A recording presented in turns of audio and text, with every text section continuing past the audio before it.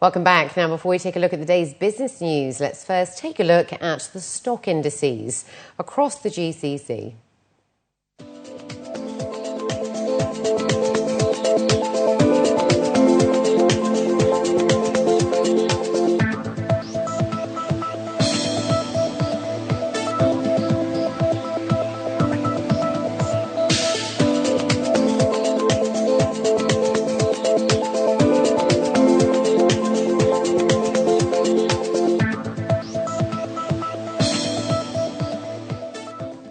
And in our top business story, the National Bank of Abu Dhabi has issued $465 million US senior unsecured convertible bonds, convertible into ordinary shares of NBAD. According to news agency WAM, the offering due in 2018 was increased from an initial amount of $350 million US, following strong demand from investors during the book building process. A statement revealed that it may be increased by a further amount of up to $35 million US on or prior to June the 3rd this year. It added that the offering received strong investor demand. It was more than 3 times oversubscribed, with a quality order book in excess of $1.5 billion US, and has a strong distribution across a wide investor base across the UK, France, Germany, Switzerland, and offshore accounts. A $100 million US oil storage terminal in Fujairah, covering 240,000 cubic meters, is to start its operations this week. Emirates National Oil Company's Horizon Terminals Limited will store products such as fuel oil, naphtha, gasoline, gas oil, jet fuel, and liquefied petroleum gas. Saeed Khoury, ENOC's chief executive, was quoted as saying that the terminal will help boost the emirate as a key regional hub in oil and gas trade. HTL is building another facility in Jebel Ali, the company's 7th in the UAE, with a capacity of 140,000 cubic meters. The new facility, built by Singapore-based contractor Audex, will be linked to the port of Fujairah's oil tanker berths, allowing for the quick import and export of liquid oil products.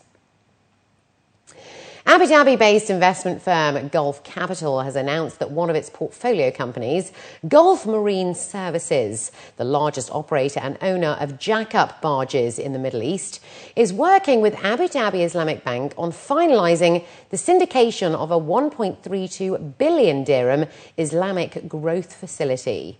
Abu Dhabi Islamic Bank arranged the syndicated Ijara financing to cater to company growth and funding requirements.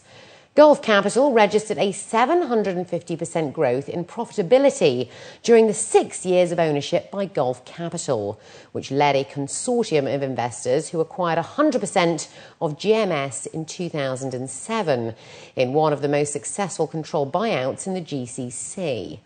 GMS provides clients with mobile, safe and stable self-elevating platforms which are used to provide a broad range of offshore support services to the oil and gas industry. The fleet at GMS has grown substantially in recent years and has been funded predominantly by project finance over time, meaning one individual vessel at a time. And what our new facility with Abu Dhabi Islamic Bank, that is the lead bank for the group, does is to be able to consolidate all those project financings into one place on the company's balance sheet, and in addition provide a working capital facility for the company as well as a capital expenditure program facility, which allows the company to continue building.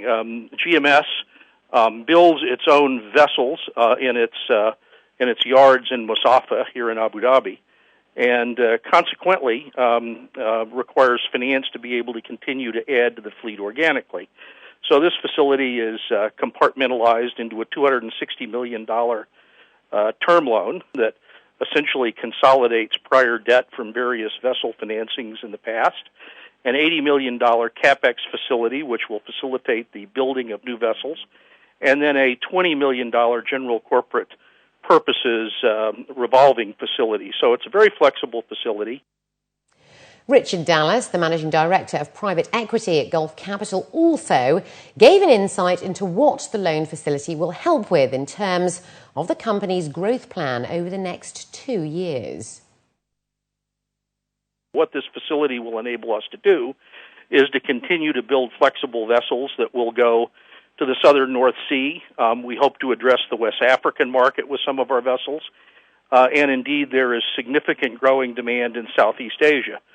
So this facility gives us the opportunity to fund the growth of new vessels by building them in our shipyards, or we can acquire vessels using our facility that will enable us to meet global demand wherever it may be in the southern North Sea, West Africa, more here in the Gulf, or indeed Southeast Asia.